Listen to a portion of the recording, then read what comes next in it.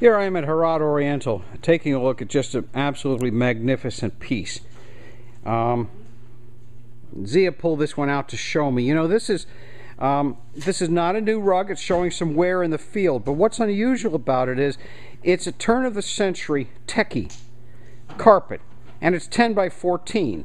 Normally, we don't see Tekke pieces larger than 6 by 8 is a large Tekke rug. 6 meters usually, 6.5 by like 9.5.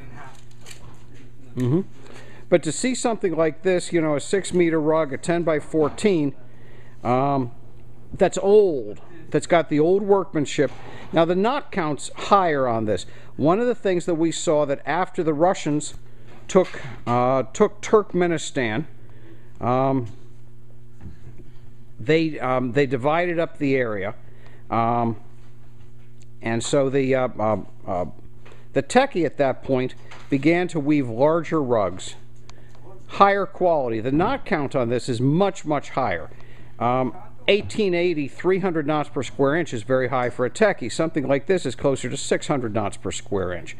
So they were weaving. This is in the early commercial era.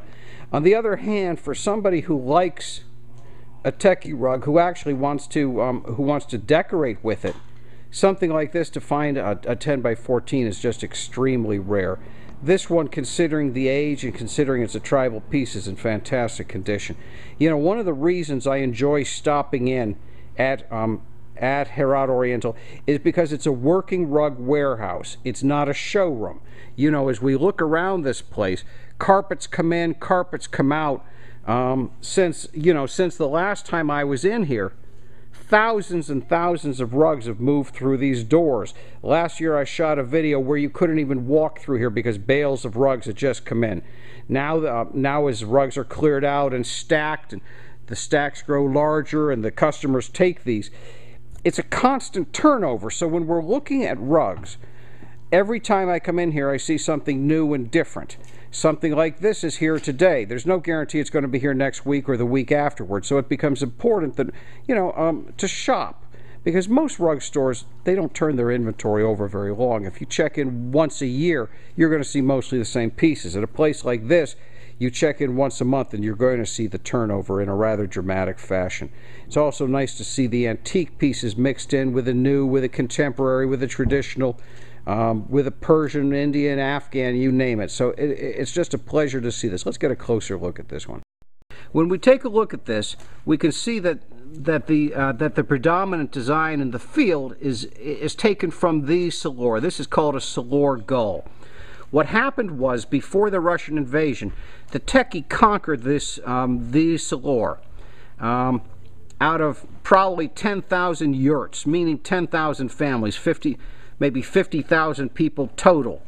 All but 250 families were dispersed among the Tekke clans, so that each one had a group of salors coming on in. So they brought their designs. So we see these designs that the salor brought into the Tekke. Then it's interpreted in a traditional Tekke setup.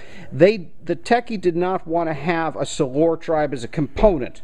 So they broke it up and mixed them so that no main large body of salor was allowed to exist. So then when we take a look and we get down to the borders, we can see that it becomes a very Tekke interpretation, Tekke Turkmen. By the time the Russians came in and invaded, the two main tribes were the Yomud in the north and the Tekke across the south.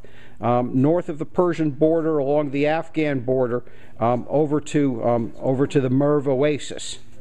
So we see a piece like this, good, strong, traditional colors, and just a beautiful example. Nice end skirts, nice end finish, in a turn-of-the-century rug. So of course it's rather large. Actually, if I had a library large enough, I could see this going into it. It's just a beautiful piece for that sort of traditional decorating.